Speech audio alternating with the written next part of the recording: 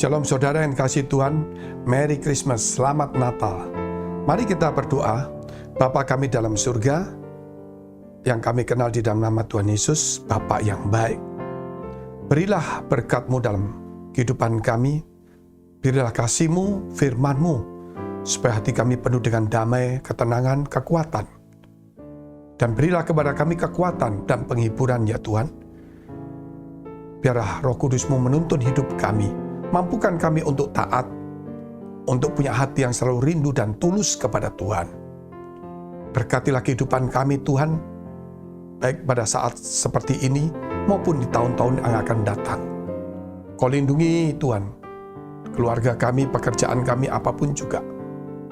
Jika saudara kami Tuhan, jika punya masalah persoalan hari ini, Tuhan tolonglah mereka, berilah jalan keluar dan berkati mereka. Bahkan yang sakit Tuhan sembuhkan, di dalam nama Tuhan Yesus. Haleluya. Amin. Kalau seorang raja itu pasti punya juga banyak utusan-utusan. Tentunya kita tahu juga kalau seorang pemimpin, presiden, perdana menteri, ataupun gubernur, ataupun pejabat, ataupun saudara di dalam militer atau kepolisian, pasti juga ada bawahan-bawahan. Tidak dipungkiri bawahan itu adalah bagian untuk membantu dan yang diutus oleh yang atasannya. Kalau kita melihat saudara, yaitu Tuhan kita, itu Raja segala raja. Sehingga dia punya bawahan banyak dan mengutusnya itu. Termasuk para malaikat diutus datang ke dunia ini untuk menyampaikan firman-firman Tuhan. Baik itu Gabriel kepada Daniel, yang saat itu sedang berpuasa 21 hari. Menyampaikan apa yang Tuhan sampaikan. Walaupun 21 hari dia tertahan oleh iblis yang menguasai daerah itu. Sehingga dia meminta bantuan Mikael untuk menghadapi iblis. Karena dia harus berjumpa dengan Daniel. Dan akhirnya dia menyampaikan kepada Daniel tentang hal-hal akan datang. Kita juga tahu sekali saudara, bagaimana Yakub juga. Yaitu ketika dia tertidur, kemudian di kota Luz, karena dia meninggalkan ayah ibunya, karena dia takut dengan kakaknya Esau yang tidak membunuh dia. Kemudian dia mendapatkan mimpi, di mana tempat dia tidur itu ada tangga, naik ke surga, dan malaikat naik turun. Sehingga ketika dia bangun, dia berkata, alangkah dahsyatnya tempat ini. Tidak lain daripada pintu surga atau rumah Tuhan. Sehingga dia namanya Betel. Demikian Tuhan kita tahu dia mengutus para malaikatnya. Pada saat Natal, baik menjumpai Imam Zakaria, Maria, dan juga kemudian menjumpai para gembala di Efrata.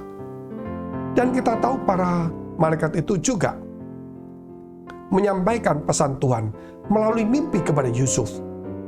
Ada 4 kali, kalau kita melihat ada 4 kali. Pertama, ketika Yusuf hendak menceraikan Maria, malaikat Tuhan datang mencegahnya dan memberitahu bahwa anak itu dalam kandungan, yaitu dalam kandungan Roh Kudus, bukan oleh perbuatan manusia. Kedua, saudara, kita tahu sekali bagaimana Yusuf diberitahu oleh malaikat Tuhan supaya pergi ke Mesir dan sebagainya. Dan kita tahu juga bagaimana kemudian malaikat Tuhan menyampaikan bagaimana Yusuf harus kembali karena Herodes itu mati. Dan ada 4 hal saudara, itu nggak main-main. Nah saudara bisa selidiki dulu dalam kitab Matius pasal 1 sampai dengan pasal 2. Supaya iman kita boleh tumbuh dan kita tahu bahwa Tuhan berbicara melalui mimpi. Bilangan 12 ayat 6 dan 7 juga menyatakan ketika Musa berselisih atau ditegur oleh kakak-kakaknya yaitu Miriam dan Harun, maka Tuhan berfirman bahwa nabi-nabi itu mendapatkan penampakan diri Tuhan melalui penglihatan. Dan Tuhan berbicara kepada mereka melalui mimpi. Dan itu pun juga teka-teki. Tapi tidak semua mimpi itu saudara datang dari Tuhan. Karena iblis bisa menyamar sebagai malaikat terang. Kita harus peka, hati kita harus tulus, kita harus punya mentor, kita harus dekat dengan Tuhan. Seperti Yusuf, dia mendapatkan itu dan dia percaya dan dia mengambil sikap. Kita lihat dulu, Matius pasal 2 ayat yang ke-19. Setelah Herodes mati, nampaklah malaikat Tuhan kepada Yusuf dalam mimpi di Mesir, katanya. Malaikat Tuhan, saudara, nampak kepada Yusuf dalam mimpinya dan menyampaikan firman Tuhan. Apa yang disampaikan, yaitu tentu Herodes yang mati, bahwa anak itu silakan bawa kembali, saudara. Ini luar biasa. Ketika Herodes hendak membunuh bayi-bayi itu semua, malaikat Tuhan berkata kepada Yusuf, bawalah ke Mesir. Luar biasa juga, saudara, kalau kita melihat ini.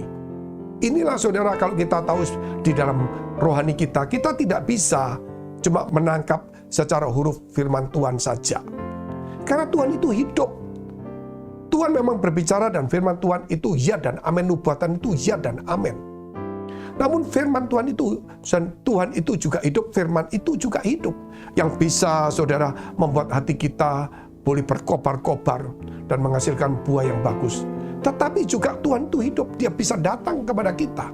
Secara pribadi, Roh Kudus juga pernah dikatakan Kisah Rasul, berbisik. Roh Kudus mencegah mereka, Paulus, untuk tidak pergi ke tempat ini. Dan Yesus juga kemudian melarang mereka. Ini kalau kita melihat, saudara, bahwa supranatural tetap ada. Walaupun tidak bisa setiap hari, sekian kali, tidak bisa 1 minggu 7 kali. Itu mungkin terjadi 1 tahun, mungkin 5 kali, mungkin 1 bulan 2 kali, tidak ada yang tahu. Itu hanya Tuhan dengan sahabat-sahabatnya. Zaman sekarang memang tidak dikenal nabi, sehingga orang yang mendapatkan mimpi itu bukan cuma nabi. Kita bicara tentang hamba Tuhan atau anak-anak Tuhan atau sahabat Tuhan. Oleh karena itu, saudara yang dikasihi Tuhan, mari melalui kisah ini kita membuka hati kita. Semua yang difirmankan Tuhan itu tanpa ilham Roh Kudus, kita tidak bisa menafsirkan dengan baik. Bahkan iblis pun bisa memakai firman ini untuk menjatuhkan kita. Sebagaimana iblis mencoba Yesus dengan firman Tuhan juga. Tetapi Yesus juga berpegang pada firman Allah. Tetapi yang kita tahu, saudara, bahwa tentunya malaikat Tuhan itu ada. Bahkan kalau kita melihat bagaimana Yesus ketika di Taman Getsemani, malaikat Tuhan itu memberi kekuatan kepada dia. Bagaimana ketika Yesus setelah puasa, malaikat Tuhan melayani dia. Dan luar biasa sekali, saudara. Kalau di dalam kitab Ibrani, pasal 1 ayat 14 dikatakan, para malaikat itu adalah roh-roh yang melayani. Melayani mereka yang diselamatkan, yang dipilih Tuhan, yaitu anak-anak Tuhan. Hari-hari seperti ini, Natal ini, jangan sia-siakan. Jangan cuma kita membaca huruf yang mati. Namun hati kita buka menjadi satu persahabatan dengan Tuhan.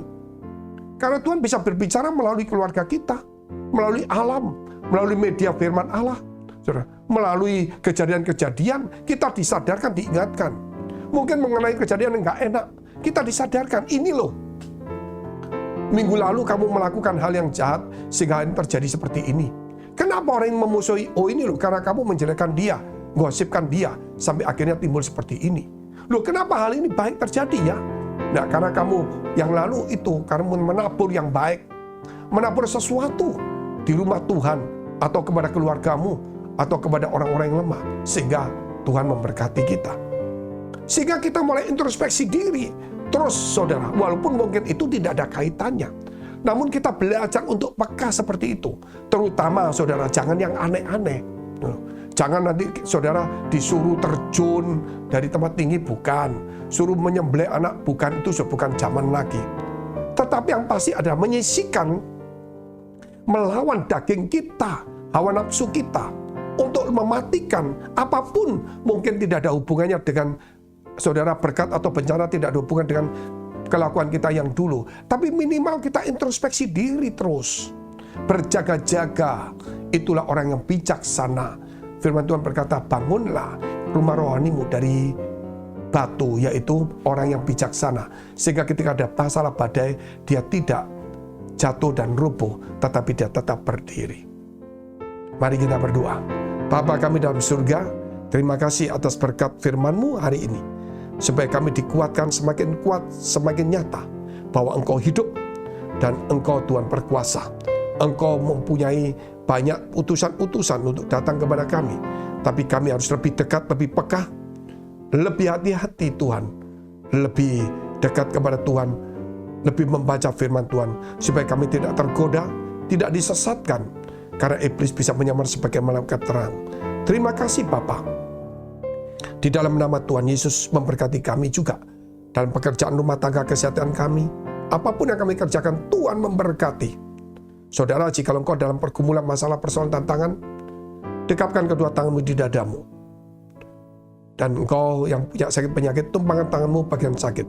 Percayalah dengan imanmu, yakinlah dengan imanmu bahwa Tuhan itu berkuasa, Tuhan itu hidup, Tuhan bisa menyelamatkan, Tuhan bisa mencegah, Tuhan bisa menolong, Tuhan bisa mengubah semuanya. Bahkan nasib malang pun menjadi mujur. Di dalam nama Yesus, jadilah sembuh, jadilah pulih, jadilah kuat, dan diberkati oleh Tuhan, diberi hikmat oleh Tuhan, dan diberikan jalan keluar. Di dalam nama Yesus, haleluya, amin.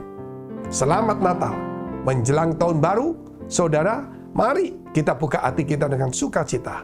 Jika saudara masih membutuhkan pelayanan doa dan konseling, silakan hubungi nomor tertera. Tuhan Yesus memberkati.